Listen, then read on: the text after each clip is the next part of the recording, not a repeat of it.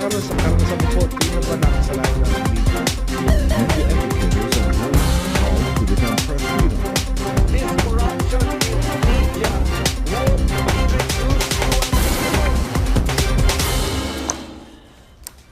Good evening. You're watching News Cafe on the Solar News Channel. I'm Mai Rodriguez, sitting in for Jane Magsaysay. Tonight, we will be discussing media's responsibility, freedom, and security in the Philippines. Joining me are two of the most respected journalists in the country. He was one of the show's first guests, a journalist for 40 years, publisher and chairman of the editorial board of Business World and chairman of the board of trustees of the Watchdog Center for Media Freedom and Responsibility. He is Vergel Santos. Good evening, Vergel. Hi, Mai. All right, he is a journalist and story editor for ABS-CBN Global, a director of the National Union of Journalists of the Philippines, and the organizer of the November 23 movement, a group of journalists fighting for justice for the victims of the Maguindanao massacre. He is Sonny Fernandez. Welcome to the show, Sonny. Hi, good evening, Mai. Good evening, sir. Thank you for joining us this evening. All right, with the media killings and harassments, let's start with that issue. Has there been any improvement from the previous administrations and the current Aquino administration in terms of addressing that problem? Oh, let's start with you, Vergel. Well, in the first place, freedom is something that you enjoy or not enjoy from day to day. You may be free today and not free again tomorrow, because freedom is not guaranteed by its enshrinement in law. It is not that. It's the quality of freedom, as I always say, is measured by the risks that one takes in the exercise of that freedom. I mean, if I am able to put out my story today, but I'm dead the next day, where's freedom there? I mean, so freedom is something that you take from day to day, especially as a journalist. Do you see serious steps from the Aquino administration in terms of protecting that freedom?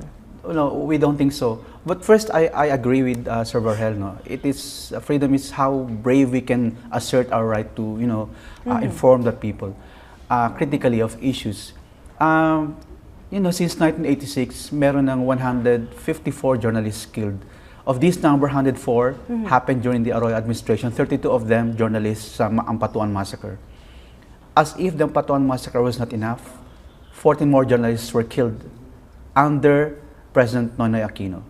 So 40 more 14 under this more, administration. 14 more. Okay. So 154 lahat yan. Tapos of this number, there were only 10 convictions.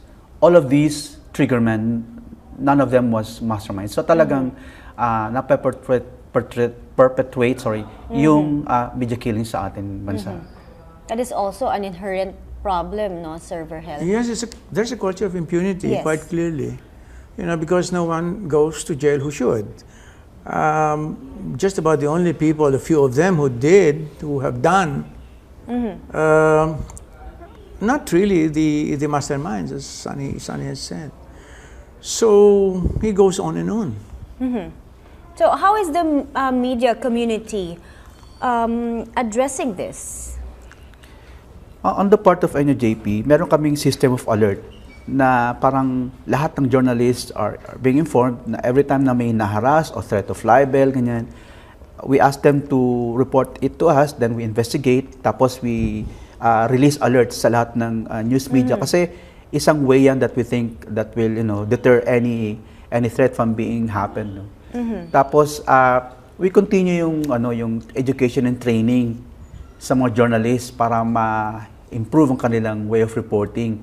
At in all these trainings, sinasama natin ng issues ng media ethics and responsibility parate. At the same time, specific sa mga cases, merong monitoring na ginagawa ang maraming media institutions. Yung NUJP parating nakabantayan sa hearings ng Ampatuan Massacre. Panahon ni Gloria, kung dati ay one hearing per week, Yes. tapos si Judge Solis handles over 100 other cases. Ngayon, dahil sa pagpupursige natin na mapabilis yan, three hearings na sa isang In a linggo, 2 to week. 3 hearings. Tapos Judge Solis was freed from handling the other case. So focus lang siya sa Yes. Ampatuan Massacre. I was Kaya- gonna ask about the Maguindanao Massacre case, but it's still taking too long, isn't it? Yes, eto lang sa 26 Ampatuan members na kasama sa 196 suspects. Tatlo pa lang na-arraign. At the rate of parang kung 3 years yan, one principal suspect arraigned for every year. So, I don't know if you call that justice. Tapos, bukod dyan, merong less than 100 more na scot-free. Yes. Tapos, meron pang attempts to absolve. One of them, like si Zaldi. Yes. Pero hindi na pinayagan ng Court of Appeals yan. Tapos, at the same time, hindi pa rin talaga na papolish yung pag-free sa assets ng Ampatuans. Kasi nga, hindi naman sila nagbabangko naka-ipon-ipon ng mga pera So, and there was an issue nagagamit to. over that, right? Oo, One, the namomobilize the assets, resources. actually, if one of the Ampatuans was transferred to one of the lawyers, as I understand, right? Or may isang case but I'm not so familiar. Pero sure thing is, yung kanilang assets, nagagamit to para, they offer this amount like dati 5 million per family. Ngayon 20 million per family, inaalok nila sa families. Tapos, merong 3 potential suspects na yung napatay. Yes. So, yes, That's particularly dreadful. I mean, the elimination of witnesses. of the witnesses. Because these people have the means to, the power indeed, to do it. And we see that in itself is a problem, and we see it happening. Oh, we do. But Jerry so what do Ortega you- case, Yeah. yung isang suspect. Yeah, it's happening to this day. And what do you make of all of this, Verhel? No, it's in the nature of our society. I mean, he must understand that this society, the mother culture operating in this society, is one of patronage.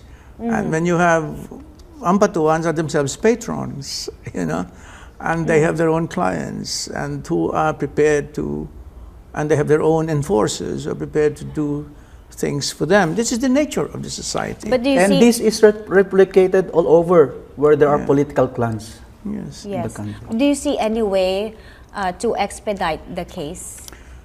Well, some people have suggested that the case should be taken as one, as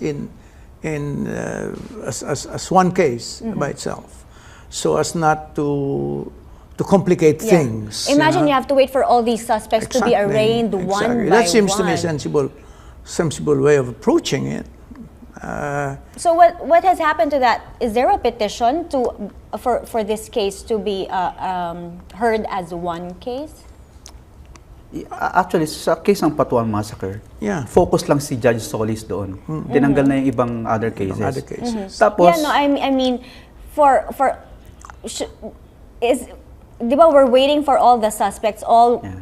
196 suspects to be arraigned, and so far only three have been arraigned. of the principal or Yes, main yes. Ampatuan clan members, Yes. Yes, so is this gonna go on like that? well, trabahoin na lang dapat ng police ang kanilang trabaho and the prosecutors as well. I wonder whether the prosecution could be focused on merely the On the primary principals. suspects, yes. That was also suggested, but it will be up to. I would imagine that certain problems will arise in the legal, in the legal aspects. So, One of the suggestions was to evaluate all the evidence against all the 196 suspects, including the witnesses. Tapos kung ano yung mga suspects na may the strongest evidence, strongest cases, prioritize. yung prioritize natin. Actually, Okay. before the commemoration of third Ampatuan Massacre, we consulted with DOJ at niraise natin itong ganitong suggestions na itong issues na to. Okay, let's switch gears now. With the midterm elections nearing, what is your assessment so far on how the COMELEC is preparing for it and how the media is covering election-related stories? The COMELEC is frightening people. Why do you say that?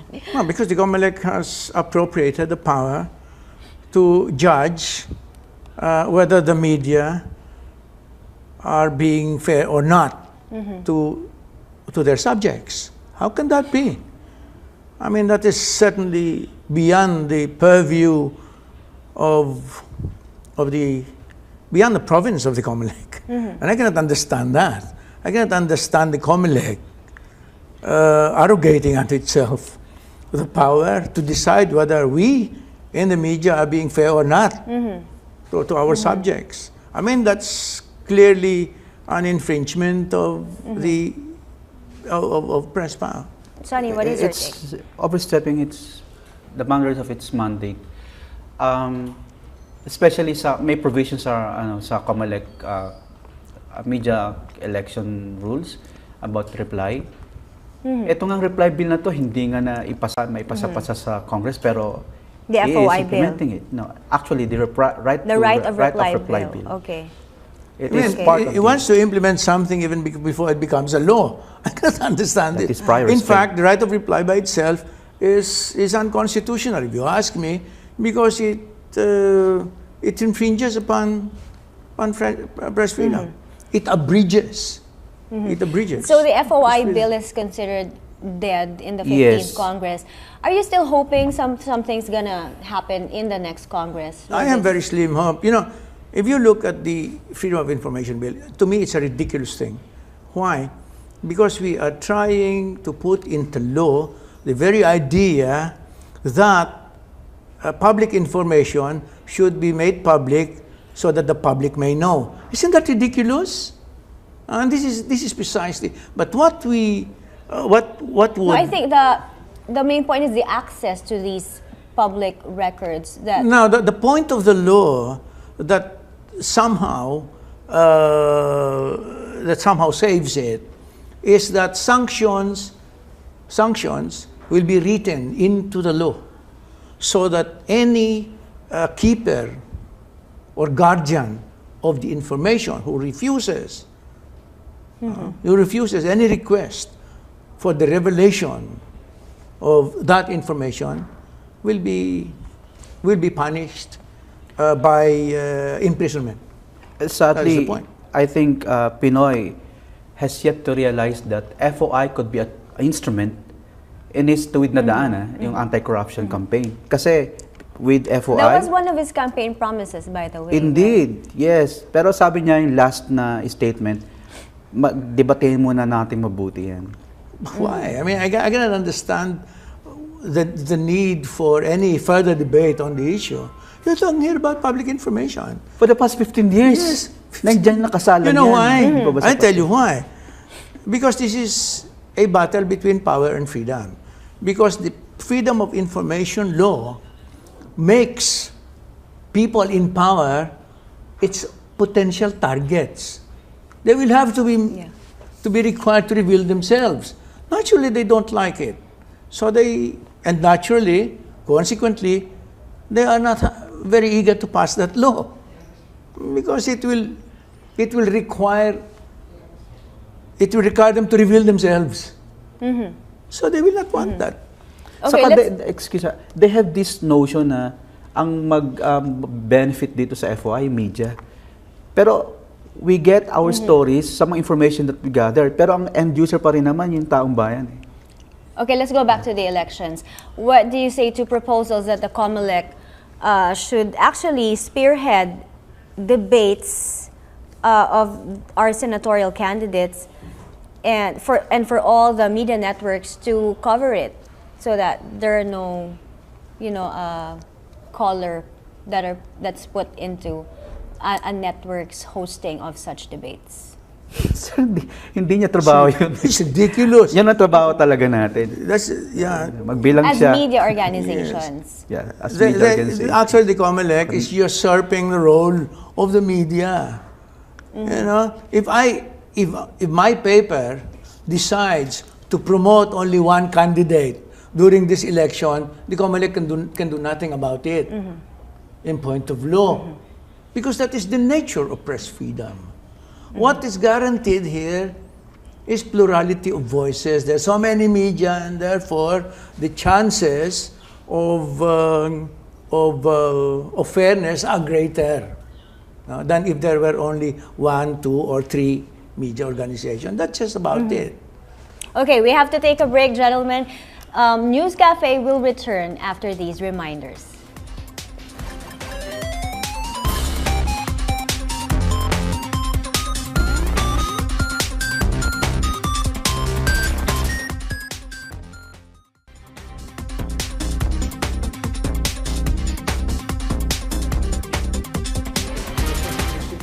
You're still watching News Cafe on the Solar News channel. We're still joined by Virgel Santos and Sunny Fernandez. Again, thank you for joining us tonight, gentlemen. You're welcome. Okay, with the midterm elections approaching, how safe are journalists today? Well, this early, I think 2 or 3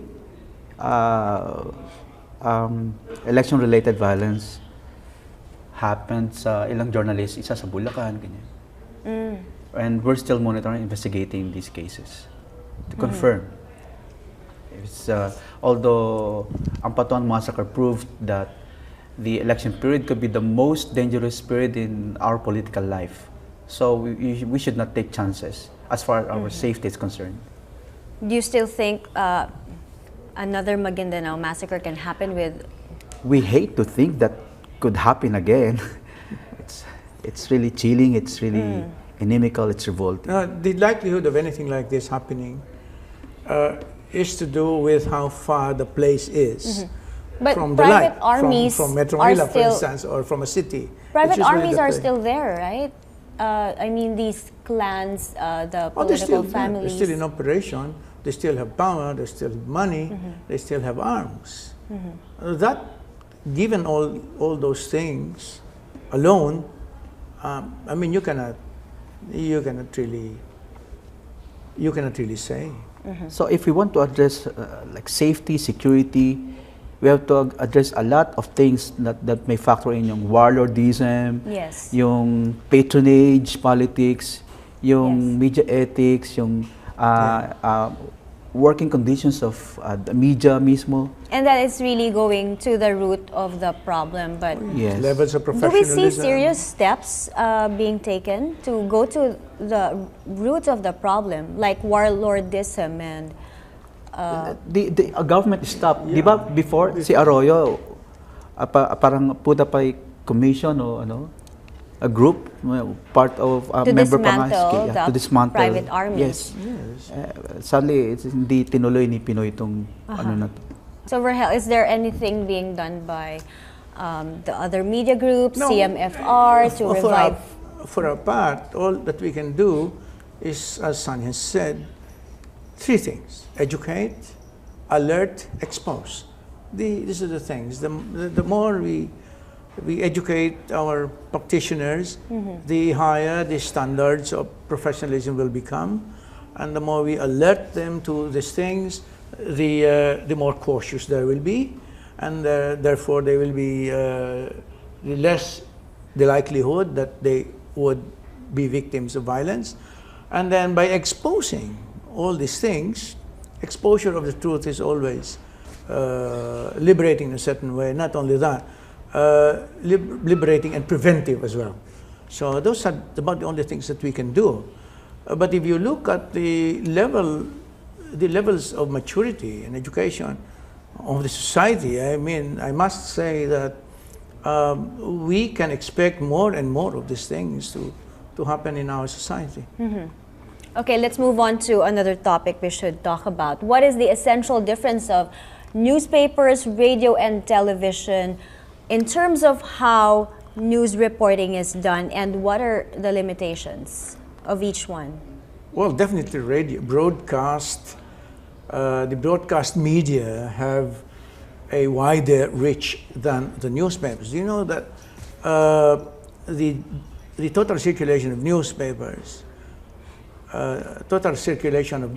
has not grown in the last generation. Nothing. But then the standards of professionalism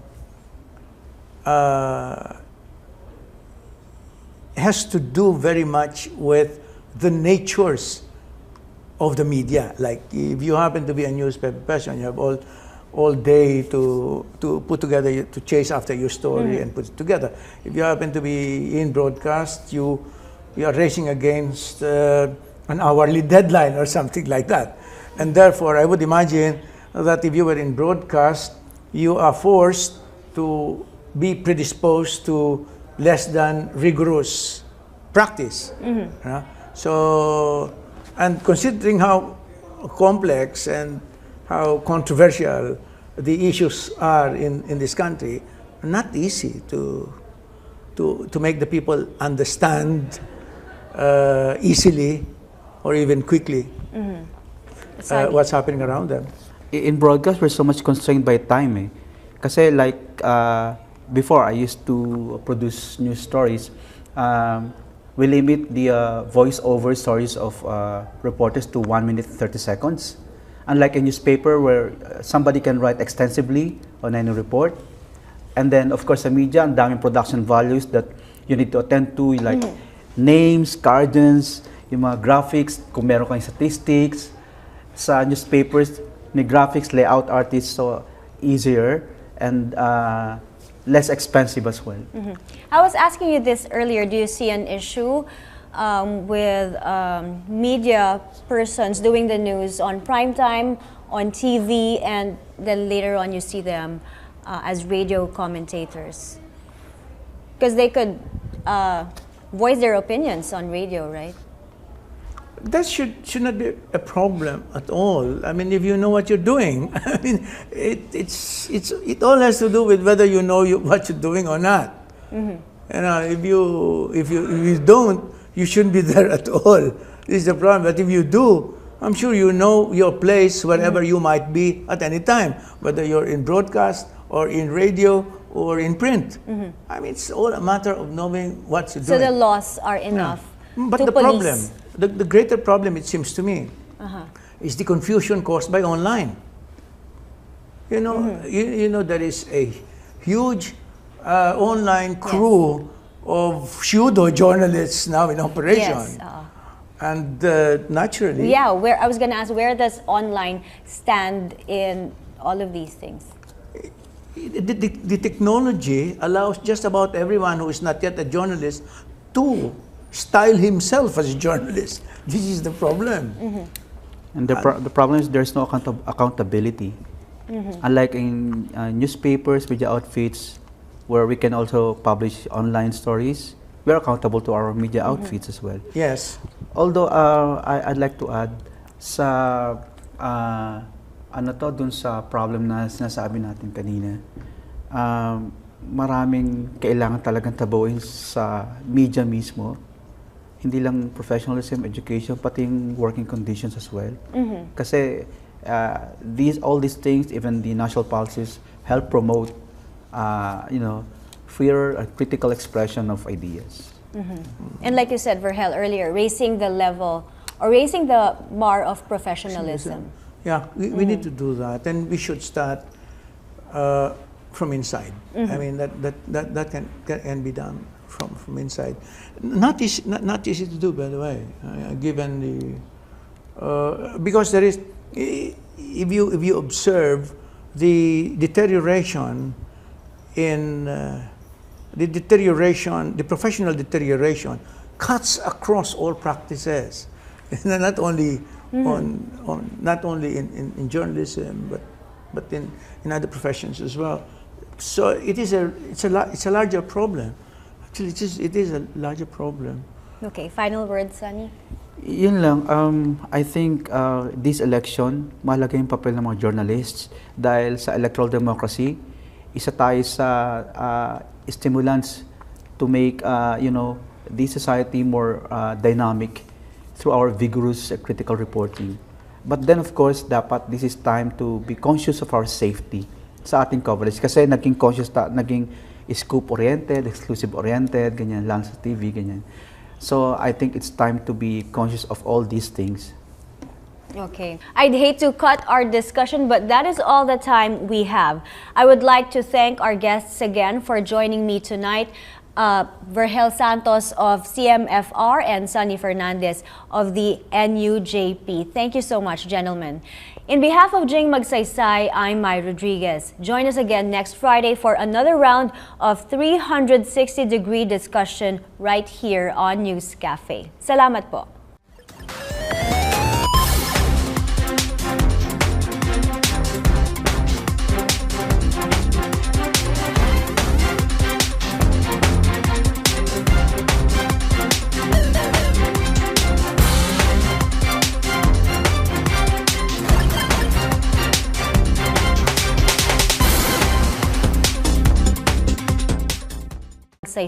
Tonight, we will be discussing media's responsibility, freedom, and security in the Philippines. Joining me are two of the most respected journalists in the country. He was one of the show's first guests, a journalist for 40 years, publisher and chairman of the editorial board of Business World and chairman of the board of trustees of the Watchdog Center for Media Freedom and Responsibility. He is Vergel Santos. Good evening, Vergel. Hi, Mai. All right, he is a journalist and story editor for ABS-CBN Global, a director of the National Union of Journalists of the Philippines, and the organizer of the November 23 movement, a group of journalists fighting for justice for the victims of the Maguindanao massacre. He is Sunny Fernandez. Welcome to the show, Sunny. Hi, good evening, Mai. Good evening, sir. Thank you for joining us this evening. All right, with the media killings and harassments, let's start with that issue. Has there been any improvement from the previous administrations and the current? Is measured by the risks that one takes in the exercise of that freedom. I mean, if I am able to put out my stories today, but I'm dead the next day, where's freedom there? I mean, so freedom is something that you take from day to day, especially as a journalist. Do you see serious steps from the Aquino administration in terms of protecting that freedom? No, we don't think so. But first, I agree with Sir Vergel. No, it is freedom is how brave we can assert our right to, inform the people. Aquino administration in terms of addressing that problem. Oh, let's start with you, Vergel. Well, in the first place, freedom is something that you enjoy or not enjoy from day to day. You may be free today and not free again tomorrow, because freedom is not guaranteed by its enshrinement in law. It is not that. It's the quality of freedom, as I always say.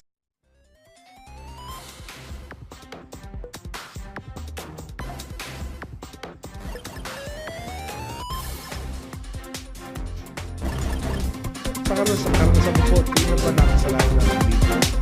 Media educators and journalists call to defend press freedom.